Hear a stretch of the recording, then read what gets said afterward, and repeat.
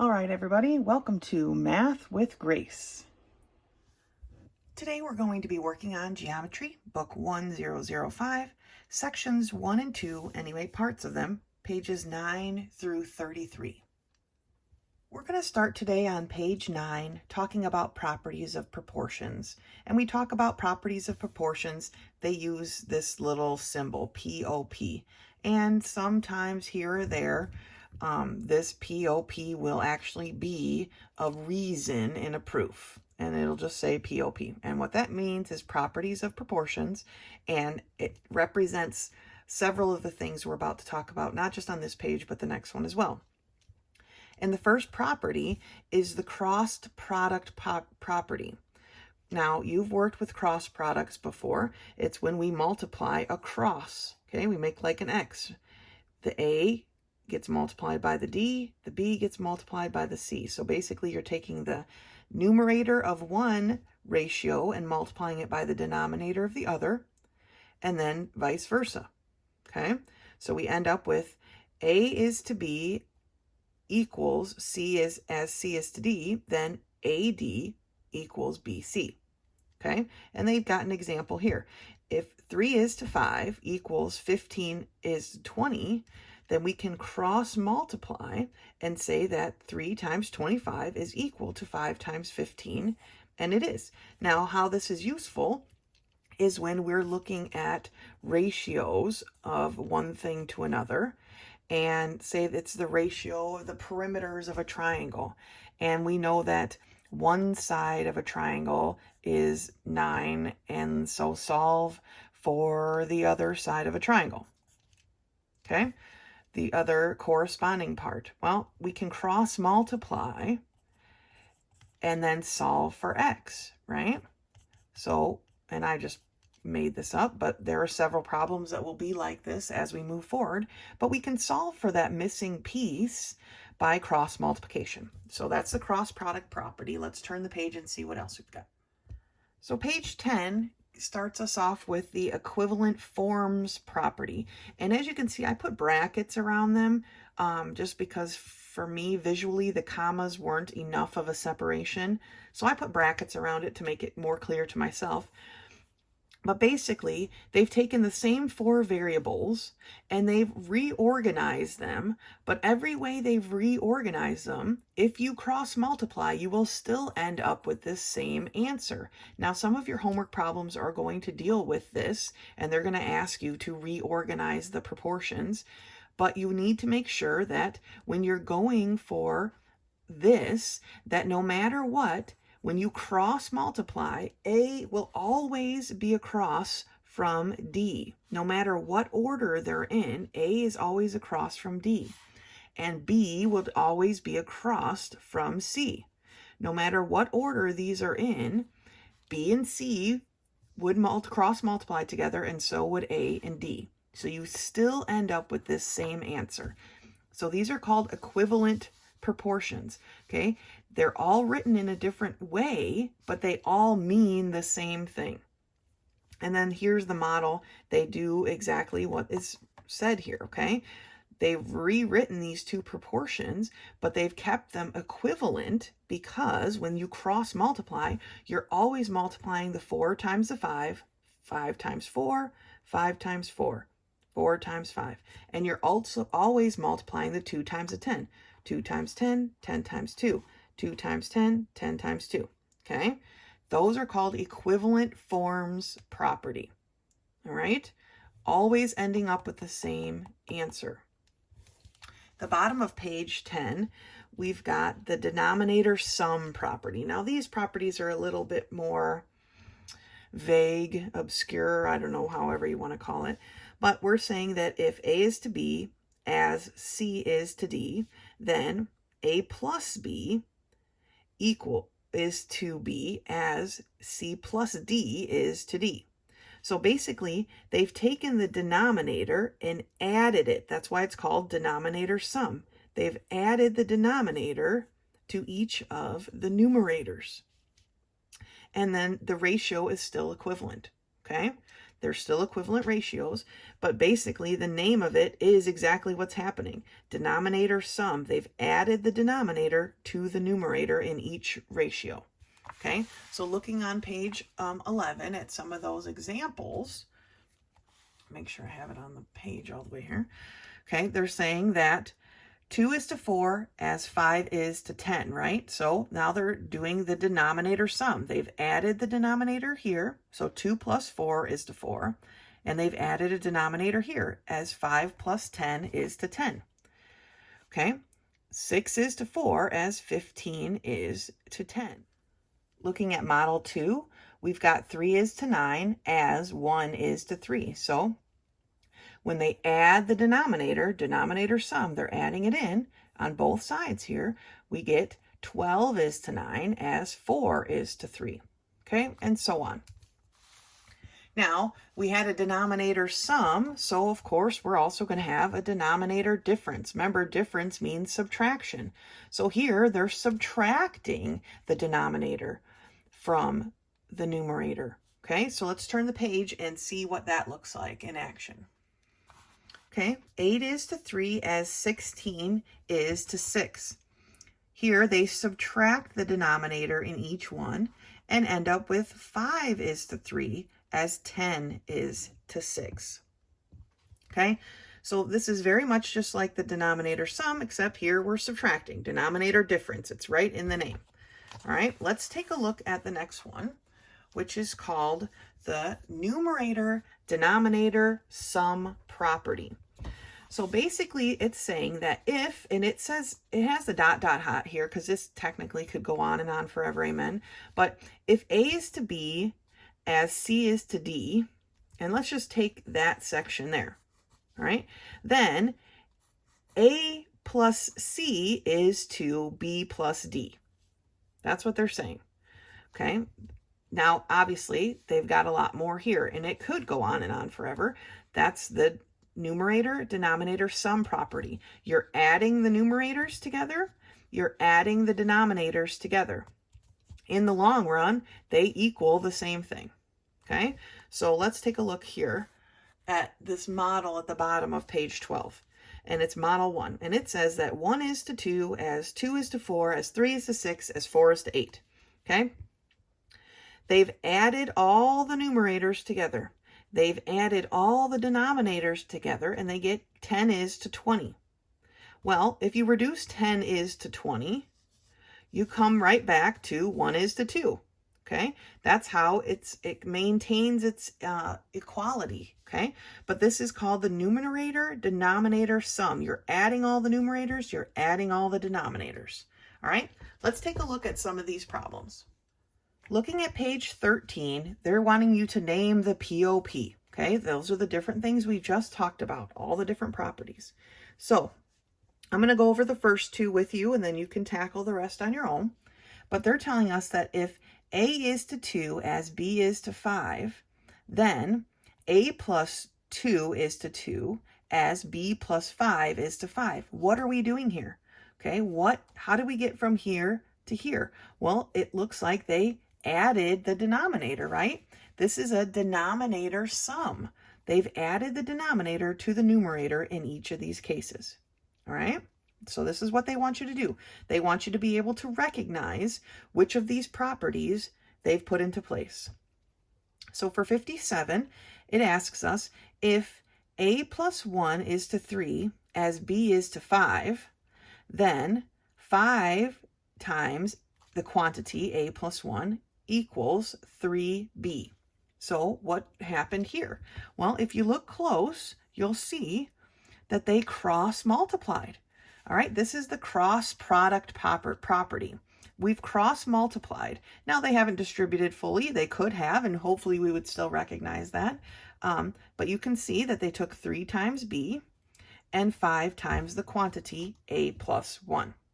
Okay, so that's the steps you want to take for the rest of these problems. They just want you to write down which property is being used. Let's take a look at the next section of problems.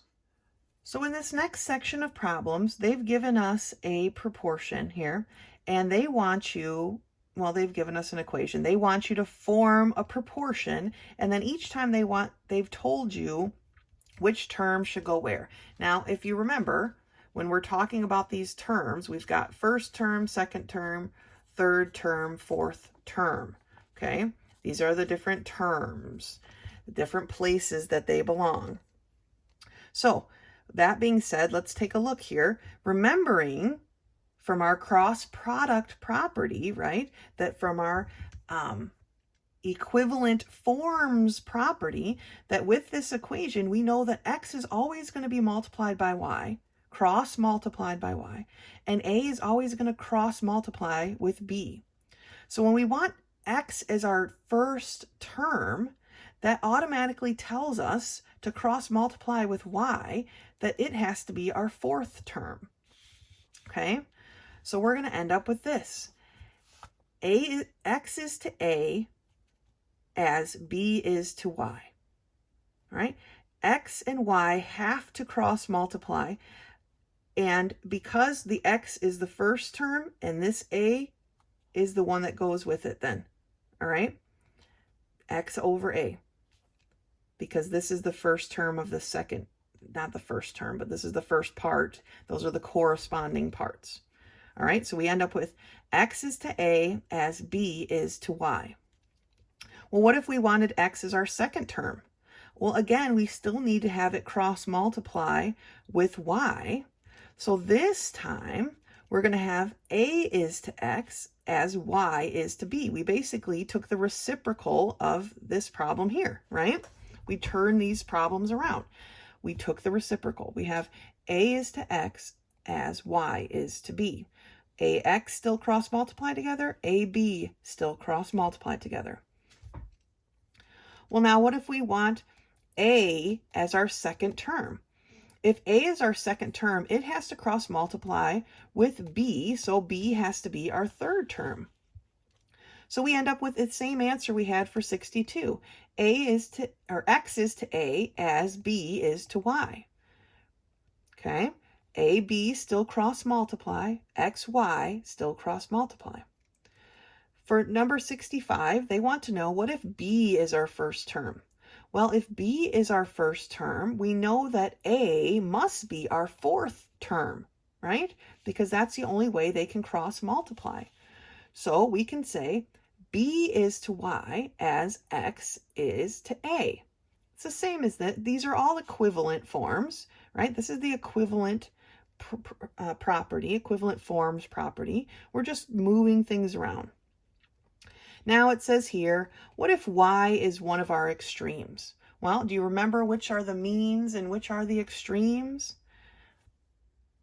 Well, remember that 2 and 3 are the means and 1 and 4 are the extremes, right? They're on the outside. So if we make y a 1, put it in our first term spot, we know that x has to be in the fourth term spot. So we end up with y is to b as a is to x. Okay, so what this section is wanting you to do is to get comfortable with the equivalent forms property. And so that's what they've done here. They've had you switch this around to all the different proportions, but each one of these is equivalent. They all are equal to each other. They're equivalent to each other. All we've done is kind of rearrange them in a way that they maintain their equivalency, but represent different things. All right, let's take a look at some more problems. All right, so we're in book 5, section 1. I'm on page 14, and we're dealing with these properties of proportions. So number 70, and all 3 of these problems, the directions are find the fourth term of a proportion when the first 3 terms are blah, blah, blah. So we've got 2, 3, and 4x. So we know that 2 is to 3 as 4 is to x. We can now cross multiply and solve this proportion. That tells us that 2x is equal to 3 times 4, right? Or 2x is equal to 12. 2 is being multiplied by x, so we're going to divide. And that tells us that x is equal to 6. So 6 would be the fourth proportion in these proportions, this set of proportions, okay? So x equals 6 is your answer for number 70. Looking at 71, we've got 6 is to 2 as 8 is to x. We're going to set this up exactly the same way. 6 is to 2 as 8 is to x. Cross multiplying, we find out that 6x is going to equal 2 times 8, or 6x is going to equal 16. Okay? 6 is being multiplied by x. We're going to do the opposite and divide. And we find out that x is equal to 16/6, but we can reduce that, right?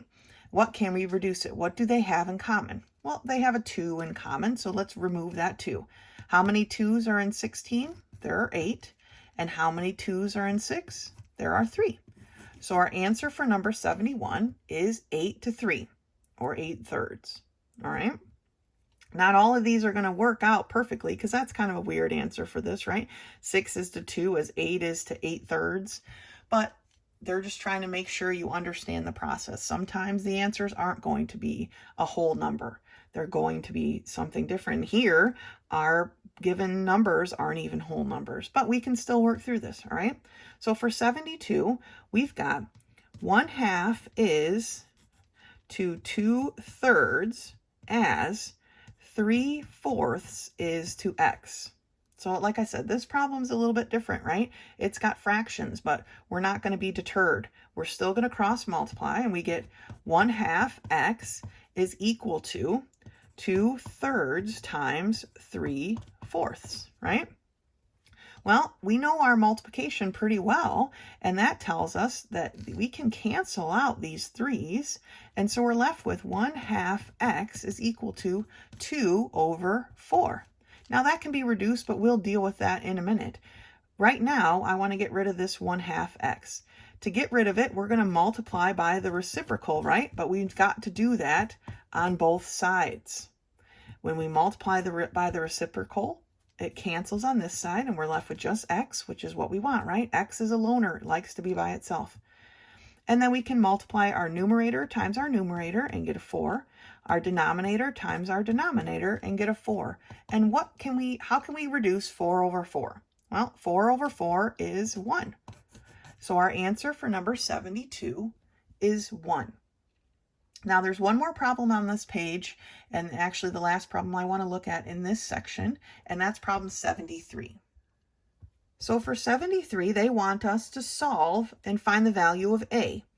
This is the proportion that they've given us. We are going to cross multiply so that 3 times the quantity a plus 1 is equal to 2 times 4. Let's distribute our 3 through. That's going to give us 3a plus 3 is equal to 2 times 4 is 8. 3 is being added to this equation, so we're going to do the opposite and subtract. That leaves us with 3a equal to 8 minus 3, or 5. 3 is being multiplied by a. We're going to do the opposite and divide, and find out that a is equal to 5/3. And that's our answer. So for that section of problems, what they want you to do is cross multiply and solve for a. So all we had to do was we cross multiply. We had to distribute our 3 through, meaning multiplying it by each part inside of our parentheses. And then we solved this as a normal algebra equation and found out that a was equal to 5/3. That's it for section 1. You've done a great job. Let's turn the page here and start off section 2. Section 2 begins on page 17, and we're going to start by talking about similarities. Now, we've talked in the past about congruent triangles or congruent shapes, meaning that their sides and angles were equal. Well, similarity is a bit different. Two figures are similar if the larger can be shrunk to fit the smaller, or the smaller shrunk to fit the larger. So here we're talking about, I'm sure you've done it in a computer program. Perhaps you've enlarged a picture or you shrunk a picture, right? But the picture remains similar.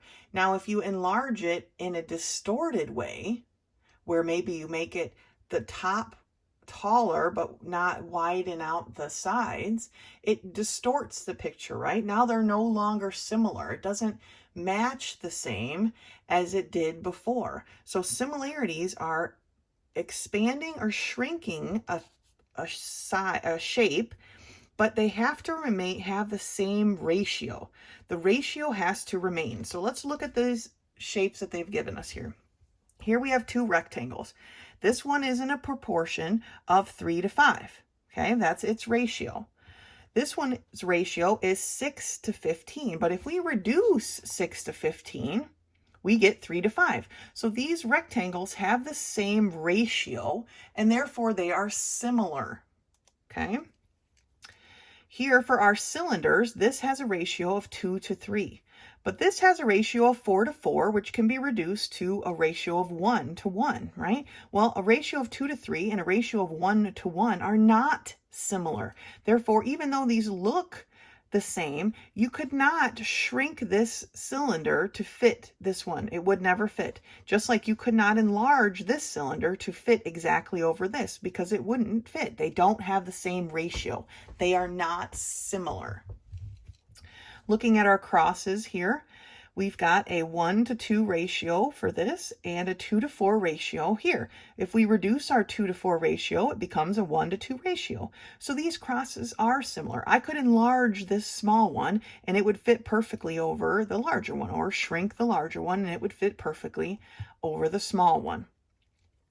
Now, looking here, our ratio is a 1 to 1 ratio, and here my ratio is a 1 to 1 ratio as well. So they have the same ratio, but I'm never going to be able to shrink this one, this rhombus, and have it fit over the square because they aren't the same shape. So it has to have the same shape and ratio. Okay, this square can never be enlarged to fit this rhombus because they don't have the same shape. All right, so let's turn the page and look at a definition. So the top of page 18 is showing you how you can match up the parts of polygons. So these are two similar polygons, so that AB corresponds with PQ. Therefore, angle A corresponds with angle P. BC, over here, BC, corresponds with QR. Therefore, angle B corresponds with angle Q. And so far around this whole polygon. Okay, these are all corresponding parts. So when we read down here a little bit further on page 18, it says when the ratios of all the parts are the same, the parts are called corresponding parts. So if the ratio was 1 to 2 here, this would have to be a 1 to 2 ratio, 1 to 2 ratio, 1 to 2 ratio, 1 to 2 ratio. If all those ratios are the same, the parts are called corresponding parts. And then just like we had a symbol for congruent triangles, when we're talking about similar triangles, we just use the squiggly.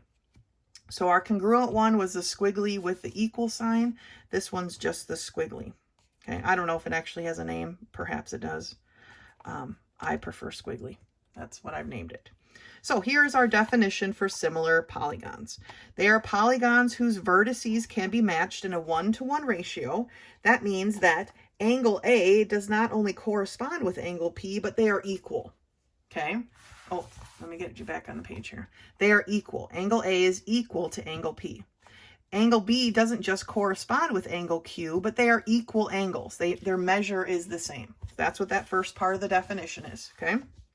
So vertical, whose vertices can be matched in a 1 to 1 correspondence, that means equal, so that corresponding angles are equal, okay, and corresponding sides are in proportion. So now we have to have, for them to be similar polygons, we have equal angles and proportionate sides, okay, because remember, we want to grow or shrink it to match exactly. All right, let's look at page 19 here and start with proving similar triangles. Okay, so that brings us to postulate 15. It says if 3 angles of one triangle are equal to 3 angles of another triangle, then the triangles are similar. And here is a representation of that. okay? The triangle can keep growing in size, big, big, big, big, big, big, big. But as long as the angles maintain, the corresponding angles maintain the same degree, the same measure, then these are still going to be similar triangles. And so now that's where the AAA comes in for one of our reasons. Okay, we're talking about similar triangles, not congruent. So we want to make sure we don't get those two things mixed up. But if we're trying to prove similar triangles, we can use angle, angle, angle. Okay, because definitely the sides aren't equal, right? None of the sides are going to be equal, but that doesn't matter because we're just talking about similar. It can shrink it back down and it can fit over each other. Now, having said that about postulate 15, we can lead into another, let me see, is it a postulate? It's a theorem, okay?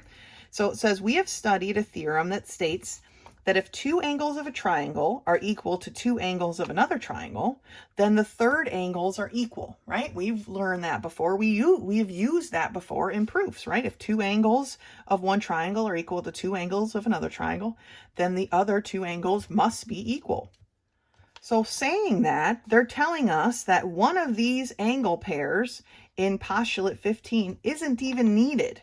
We don't even have to prove all three, because if we can prove two, we know that the third one is equal. So we can write that as a theorem. Let's turn the page and look at it. So that ends up being theorem 5.1. If two angles of one triangle,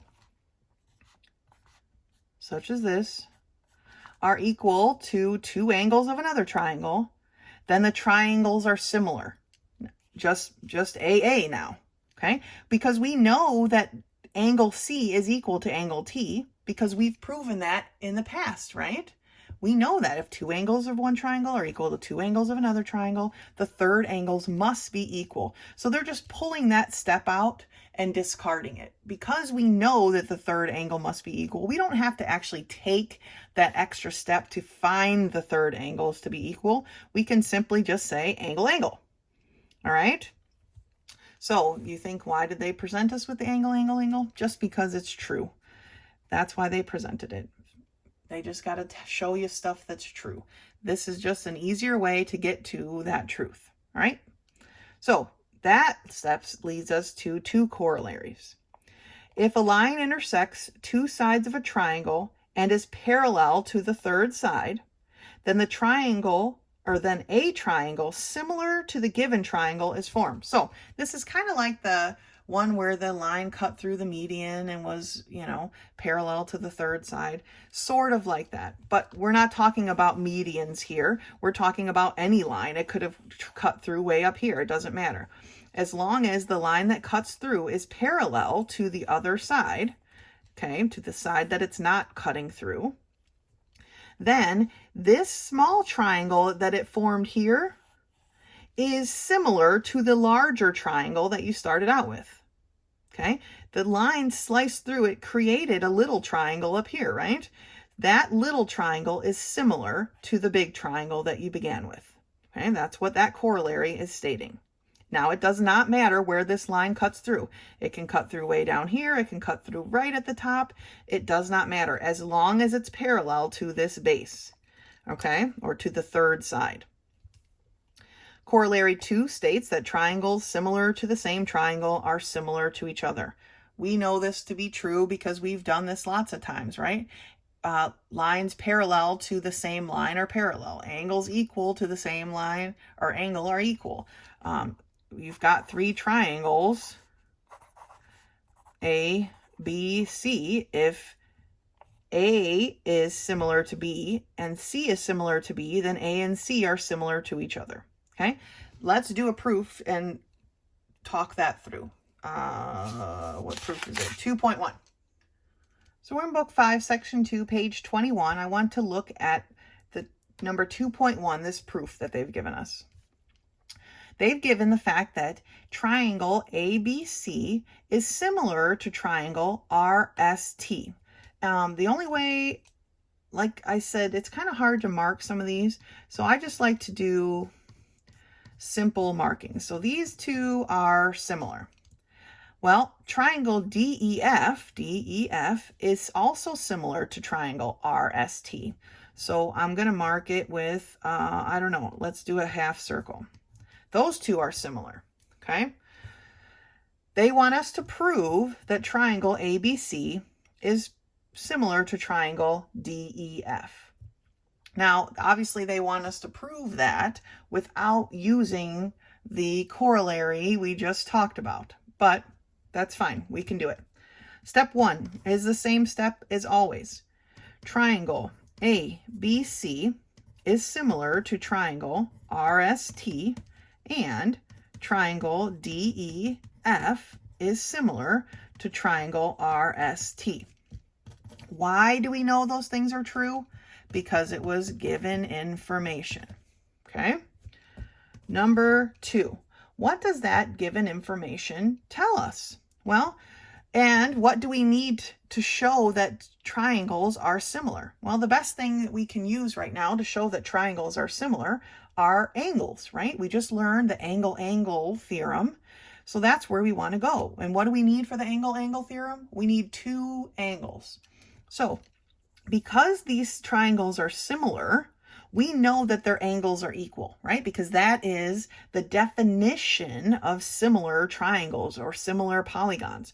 So we can say that angle A is equal to angle R.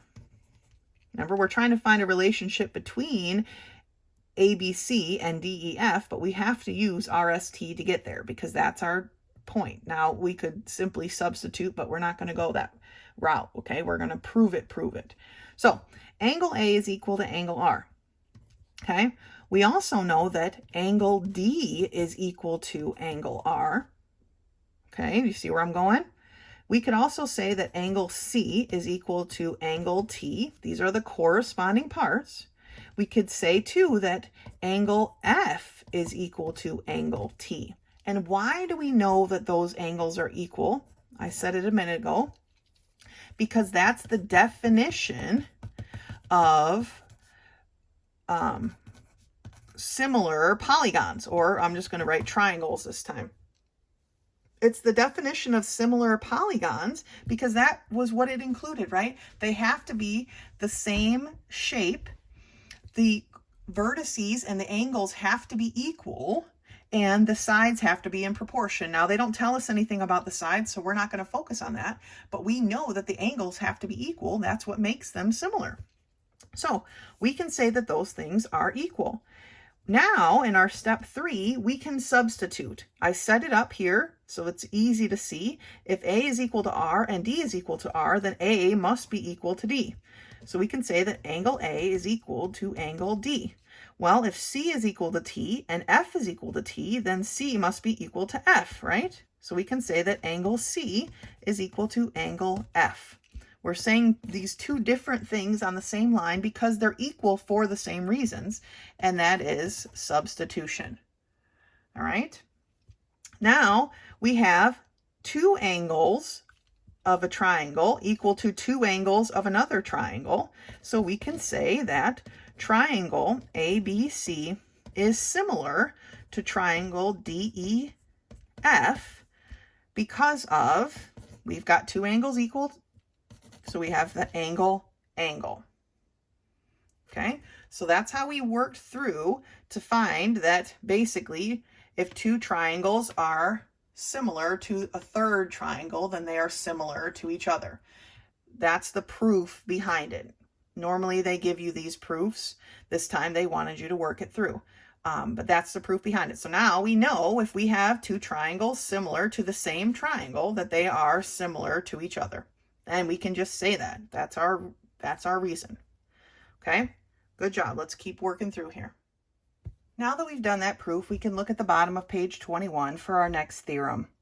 If 2 sides of one triangle are proportional to 2 sides of another triangle, and the included angles are equal, then the triangles are similar. Now here's a way we can prove triangles to be similar.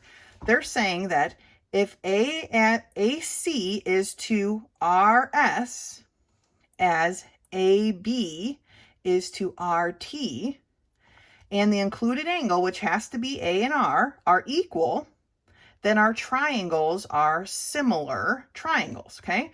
Our two sides, our coordinating sides, our corresponding sides, sorry, are in proportion. AC is to RS as AB is to RT. Our angles that are included in those two sides are equal, so our triangles are similar.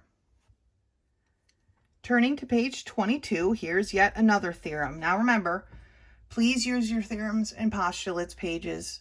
Please have them put together in a neat little book that you could use on all of your tests and quizzes, because as you can see, just because we move on to new theorems doesn't mean our old theorems are not of use. We will continue to use these. They just keep piling on top of each other. Rather than trying to memorize every single theorem, although by doing your homework and using them time and time and time again, I'm sure that they are, some of them, becoming memorized. But please use your theorems and postulates pages for your quizzes and tests. Again, though, Theorem 5.3. If three sides of one triangle are proportional to three sides of another triangle, the triangles are similar. So now they're saying if AB is to RS, as BC is to ST, and CA is to TR, these are similar triangles. And this time it's the side, side, side. But we're talking about similar, so they're not equal, but they're in proportion to each other, whatever that proportion is, okay? Sometimes they'll just tell you that they're in proportion. Sometimes they're actually going to give you numbers, and you're going to have to see, do those proportions work out, okay? Going to page 23 here, they give us a summary of everything that we've learned about similar triangles. Now they're telling you here as well that side-side angle does not work, okay? You can't have two sides in proportion and a different angle, okay? So here they have these two sides in proportion.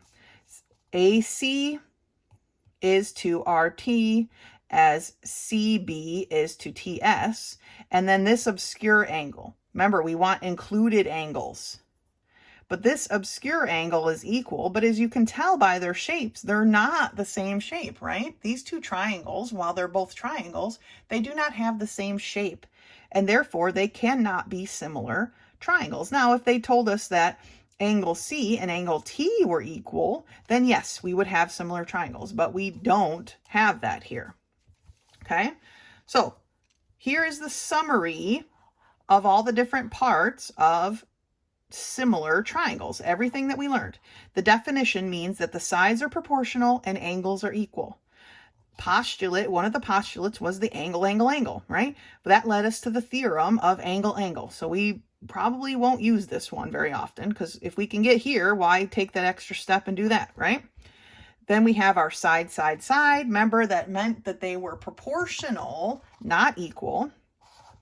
And then we have theorem side, angle, side, which we talked about on page 21, okay? That's why they're saying that this doesn't work. Side, side, side doesn't work, but side, angle, side works. We have to have that included angle, okay? Let's take a look at these couple of problems here on the bottom of the page, and then we'll do some more on the next few pages, right? It says, write in the blanks to make a correct statement. So if line or segment BC is parallel to segment DE, then triangle DAE is similar to what triangle? Now remember, when we have a line that cuts through and is parallel to the opposite line, okay, the opposite side, the one it's not cutting through, then the little triangle created is similar to the large triangle we started with. But we have to make sure we maintain our corresponding parts. And the way we can do that in this case is when they labeled off their first triangle, DAE, we can follow that same motion to label the small triangle. So we're going to start with the B though. So we've got triangle BAC. Because it's cut off of the bigger triangle, we can follow that naming direction and name the smaller triangle. Okay, so DAE is similar to BAC. Definitely the A's are going to line up as corresponding parts, right? So good job. Now it asks us if triangle ABC is similar to triangle ADE, then side AB is proportional to side AD as what? We've got two other proportions here. If AB is proportional to AD, then we know that AC must be proportional to AE, right? And then the bases, BC, and I'm not going to fit it on here, must be proportional to DE. Okay, remember, when we have similar triangles, all the corresponding sides are proportional. That was a definition right here. Sides proportional. Okay, so if we have similar triangles, then we have proportional sides. We have sides that are all proportional to each other. They're not equal, but they're proportional. You could stretch out ABC and it would fit into DE. You could shrink DE and it would fit perfectly over AB. So the sides are proportional. Let's turn the page and look at some more problems. On page 25, I want to look at proof number 13. And we are given this illustration and we're told, oh, I forgot to label my lines. This is K and L and M. All right, so we are given that line K is parallel to line L. Okay, and they want us to prove that triangle BCD is similar to triangle AFC. Okay, so let's look at it again. BCD, okay, similar to triangle ACF. So I'm going to take a colored pen and I'm going to highlight these two things. So we want ACF. There's a lot going on in this drawing. And I just want to make sure we know exactly what we're looking at. Okay, and you feel free to do this with your own work. It's not like it hurts anything. And we're talking about BCD. So BCD. All right, so I highlighted the outside of the larger triangle and the inside of the smaller one, just so that it wasn't too much clutter. But that's what we're looking at here. So for number one, we are given the fact that line K is parallel to line L, right? How do we know those things are true? Because it was given information. Parallel lines. What does that tell us when we're talking about triangles? Well, that tells us something special, right? We just read about it. When we have a parallel line cut through that's parallel to the opposite side, right? So here's my triangle, ACF.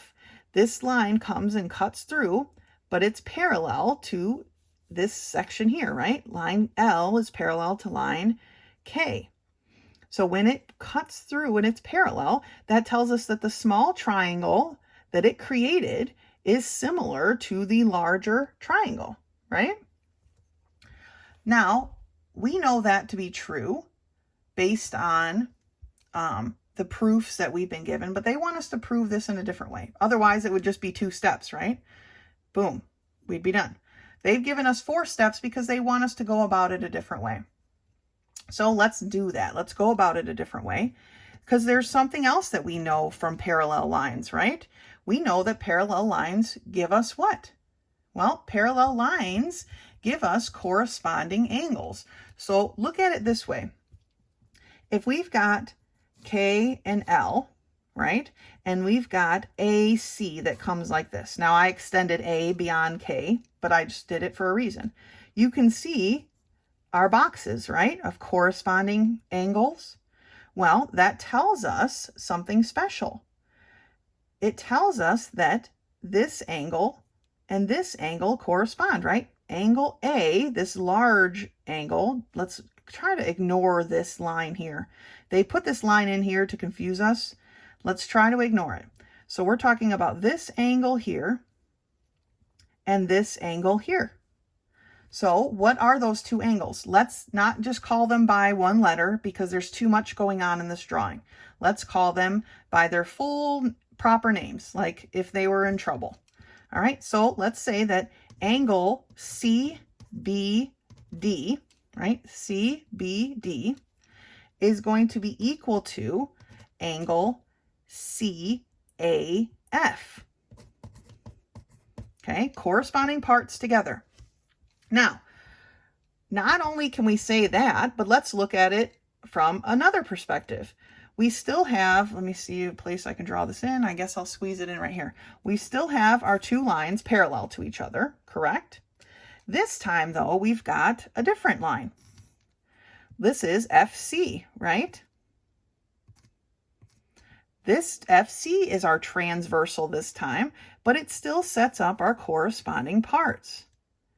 Okay, and what are those corresponding parts that we need to use? Well, we need this one and this one, right? We need this angle and this angle.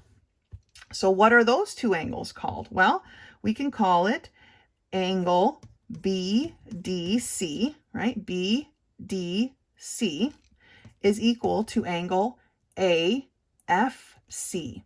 AFC. Now, why were those things true? Both of them have the exact same reason for being true. We've got parallel lines cut by a transversal, and that gave us corresponding angles, right? And we know that if lines are parallel, comma, then corresponding angles are equal. So if we have parallel lines, corresponding angles are equal. Okay, we've got our box, the angles correspond to each other, we've got our parallel lines. Perfect. Okay. Now, number 3. The reason I'm doing this one with you is because technically, like I said, we could have proven this in 2 steps, but they want us to prove it in 4 because they want us to take the long way. And normally they give you a note when they want you to go the long way that says prove theorem this or prove postulate that. But basically, they didn't give us a note for that, but we're trying to prove the angle. That's what they want us to do here. That's the only thing we can do in this many steps. And I know you're thinking, Miss Howell, that postulate's unnecessary because we can already say that these are corresponding, or they are similar triangles. And that's very true. We could say that they're similar triangles, but they give us 4 lines. We could have said they were similar triangles back here. But they've given us 4 statements because they want us to use the angle. I'm not sure why they didn't note it here, so we're just working it out, okay? We can say now that angle C is equal to angle C, and I'm just calling it angle C this time because it's what's there, and we're calling it that. And why is angle C, why is something equal to itself? Because it's reflexive, right? And so step 4, final step, angle BCD, or triangle BCD, is similar to triangle ACF. And we've shown that because of, oh, and I marked these similar, here we go, because of angle, right? We've proven here that these 2 angles were equal because of corresponding parts, corresponding angles being equal. We proved that these 2 angles were equal because corresponding angles are equal. We've proven this angle here, which they share, to be equal because it's reflexive. Or we could even say because 2 angles of one triangle are equal to 2 angles of another triangle, the third angle must be equal. Reflexive is a lot shorter, so we're going to go with that. And so we can prove our angle theorem. Now, like I said, we could have gone right from this step to our proof, right? We could have skipped this one because we could just say theorem, angle, right? Technically, we could have skipped all these steps because they gave us parallel lines. That tells us that when a line cuts a triangle and is parallel to the third side, then the triangle created is similar to the original triangle. We could have said that in line 2, but they wanted us to draw it out so we can see the different parts, the different steps, the different reasons why they've told us that these things are true. Okay, I want to do now proof number 23. So proof 23 starts on page 27, and we're given this illustration here. And they've asked us, or they've given us the information that GF is equal to 1/2 of GC, GE is equal to 1/2 of GD, and that EF is equal to 1/2 of DC. Now this shape, this illustration, is slightly different than the ones we've been given. EF is definitely not parallel to DC. And so I drew up a little diagram or a little cutout shape here of the larger triangle. And what I want you to recognize here is in this given information, they've actually given us the corresponding parts, because to set up these types of equations, you've got to have corresponding parts. And if you look, everywhere there's an F, there's a C, right? F, C. Also, everywhere there's an E, there's a D. E, D. And of course our G's correspond because it's the G. So how this shape works, I'm going to leave GFE the same, but if I turn this shape this way so that my G is here, still lines up there, now you can see the similarity, right? Now they look like a similar shape. The way they were originally given to us, it doesn't, right? They don't quite match, and maybe looking at them you think, well, they're not the same shape, so they can't be similar. But again, they want us to think outside the box, I guess, a little bit. And so if we turn this shape, we see that they are, in fact, similar shapes. Now my labels are kind of upside down, but you know, you get the idea. G definitely corresponds with G. F and C correspond. E and D correspond. So they're corresponding parts. So now those are the sides that we want to use. So statement 1, and don't be thrown off by these 1/2 stuff, but statement 1 tells us that GF is equal to 1/2 of GC, that GE is equal to 1/2 of GD, and that EF is equal to 1/2 of DC. Why do we know these things to be true, whether we understand them or not? It's because they were given information. Now, let's boil down this given information. We are told here, if we solved each of these problems for 1/2, what would we get? Well, we would have to divide this side by GC, right? So we would end up with GF over GC equals 1/2. Same thing, what if we solve for 1/2 here? Well, it would give us that GE over GD is equal to 1/2. And let's solve for 1/2 here, because our 1/2s then, they're all equal to each other, right? If we solve for 1/2 here, we see that EF is going to be equal to DC, or EF is to DC as 1 is to 2. So now looking at these, we have proportions, don't we? Equal proportions. We solve for the 1/2 part of all of these, and we see that each of these ratios is equal to 1/2. GF is to GC as 1 is to 2. GE is to GD as 1 is to 2. EF is to DC as 1 is to 2. Okay? So that's going to be our step 2. We solved all of that. And how did we solve it? Right? How did we get from here to here? Remember, we divided, right? But we don't really have a division property. So what are we saying we do? We multiplied by the reciprocal or whatever. But so that's going to be our answer. So we've got GF is to GC as GE is to GD, as EF is to DC is to 1 over 2. Okay, all of these things are equivalent. You can simply substitute here and substitute again, and that's how we got this long list, right? answer 2. And so, like I said, this is, we can't call it the division property because that doesn't exist, but this is the multiplication property. I'm having trouble spelling today. Okay, the multiplication property, or basically substitution, right? We just substituted each one of these in. Since they're all equal to 1/2, we could all substitute them together. Okay, but it's also considered the multiplication property. This is supposed to be an L. And the funny thing is in my paper, I did the same thing. All right, multiplication property. All right, number 3 then. We can say that triangle GFE is similar to triangle GCD because we've shown that all of the sides are what? All of the sides are in proportion to each other. These are all the sides. These are the proportionate sides. These are the sides that correspond. They are all in the same proportion.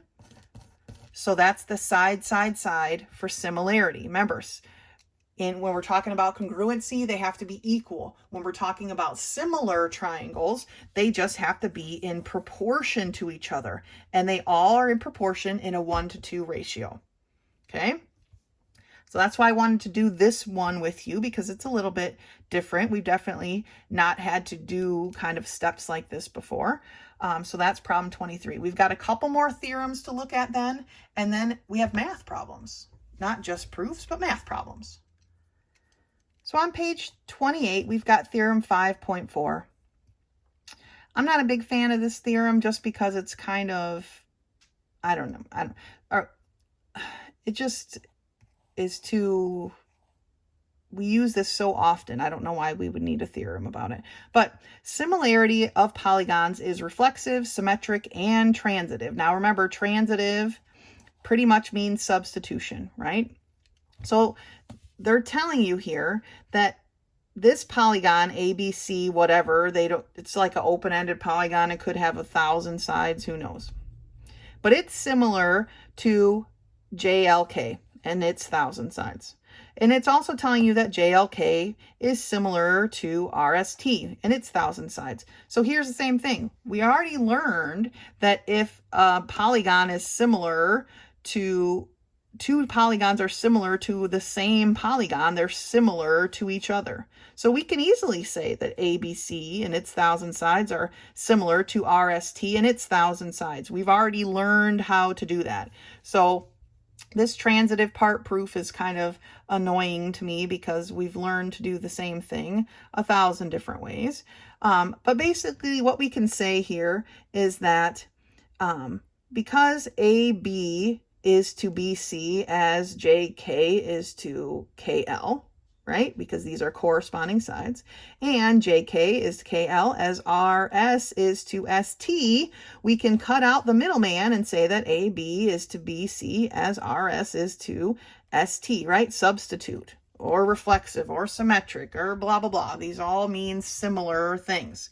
And we've learned how to do these 1,000 different ways. So let's move on to theorem 5.5. Gives us a little bit more of something we can work with here. Theorem 5.5 tells us that if two polygons are similar, two similar polygons, then the ratio of their perimeters equals the ratio of any pair of corresponding sides. So the perimeter of polygon 1 is in the same ratio with the perimeter of polygon 2 as one of the two corresponding sides. So A is to B as Q is to R is going to be equal to the perimeter of the first polygon to the perimeter of the second. Now, we can look at a proof of this, but it's much easier to look at it in mathematical terms. So let's turn the page and do that. So we're on page 30, and let's take a look at number 25. And it says, solve the problem, show your work, and circle your answer, and include a diagram. And I'm not sure how you could do it without a diagram. I like to see things, and maybe you can do things in your head more easily than me. But it asks us to show a diagram, so please do such. It says the sides of two similar triangles. So we have two triangles, one's small, one's large, okay? The sides of the two similar triangles of the smaller one are 3, 4, 5. So I'm going to label my triangle 3, 4, 5, my small one. The shortest side of the larger triangle is 9. Now, the shortest side of the larger triangle is going to correspond with the shortest side of the small triangle. So my 3 and my 9 are corresponding sides. So I'm going to put my 9 where it corresponds. Find the other two sides of the larger triangle. So we're looking for X and Y. Well, we can do that because we already know that they're similar triangles. Therefore, we know that their sides are all in proportion to each other, and we've got a proportion already, right? 3 to 9. 3 is to 9. Let's reduce that to 1 is to 3.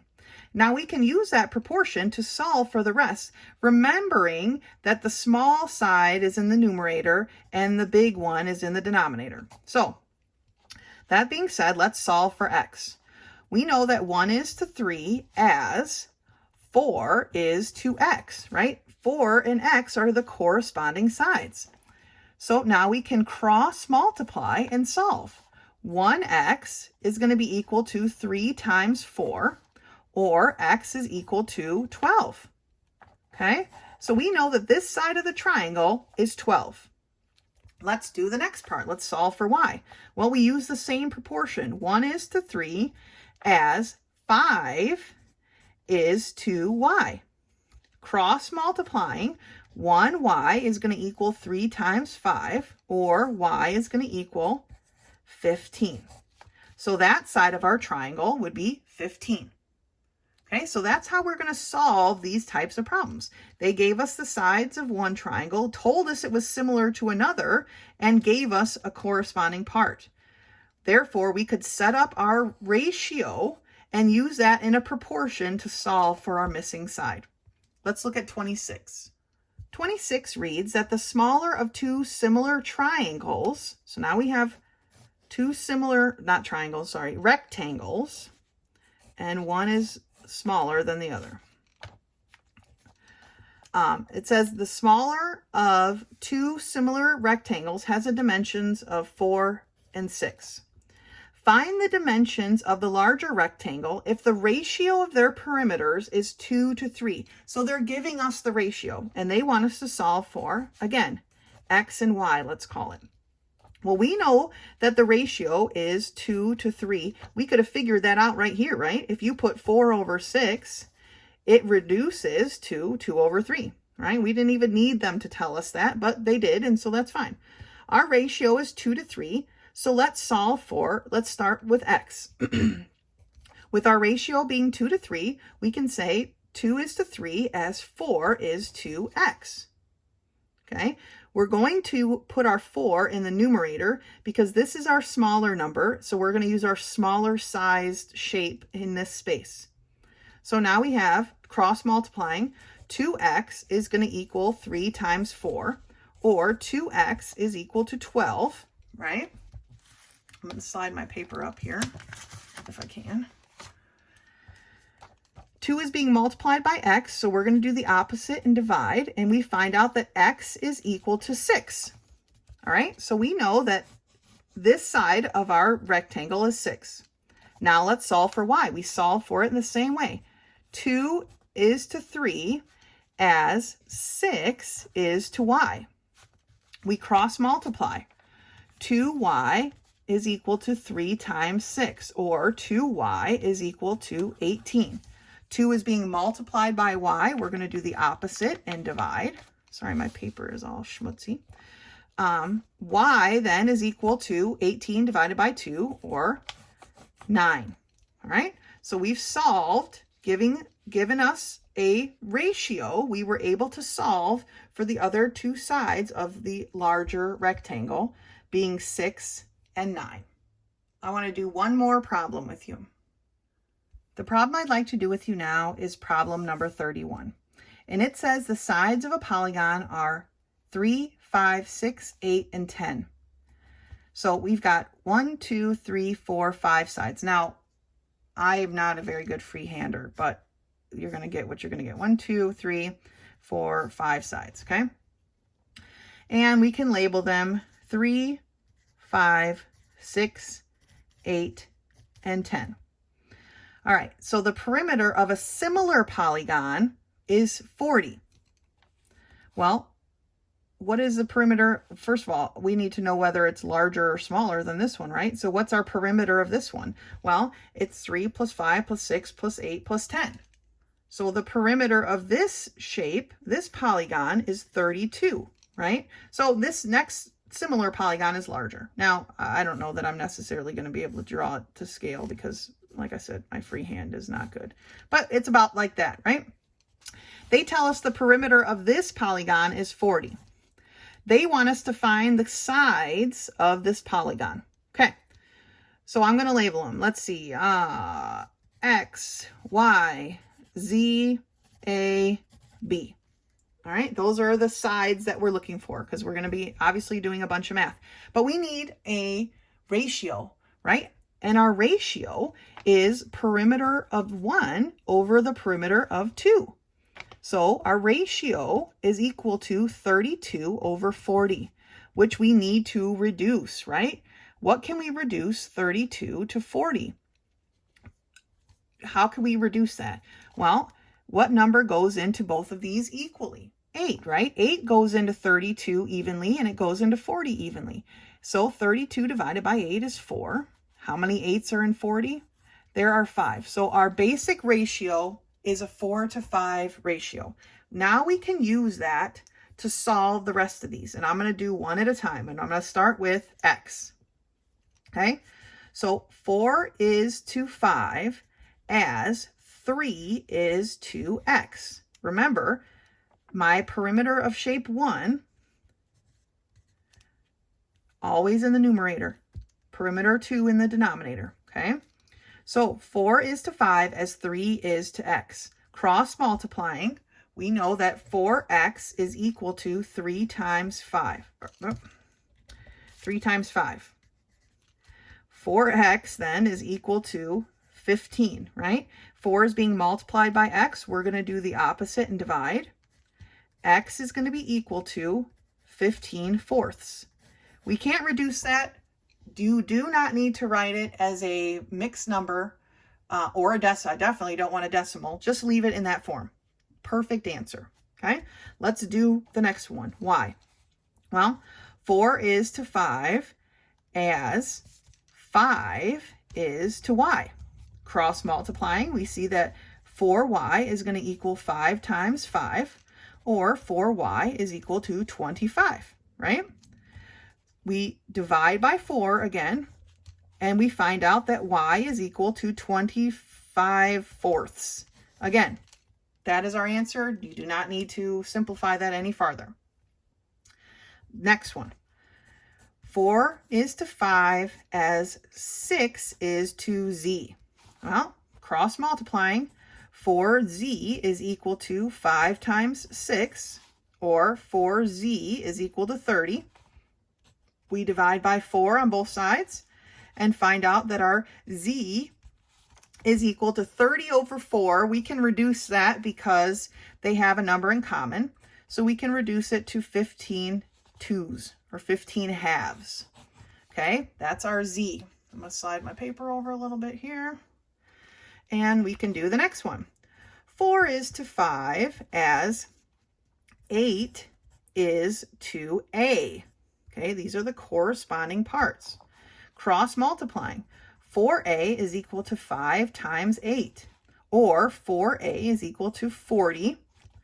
Divide by 4 on both sides. A is equal to 10. Finally, we got one that worked out to a nice number, right? Okay, last one. 4 is to 5 as 10 is to B. All right, cross multiplying. 4B is equal to 5 times 10, or 4B is equal to 50. Dividing by 4 on both sides, we get that B is equal to, well, 4 doesn't go into 50 evenly, but they both can be reduced by 2. So how many 2s are in 50? There are 25. How many 2s are in 4? There are 2.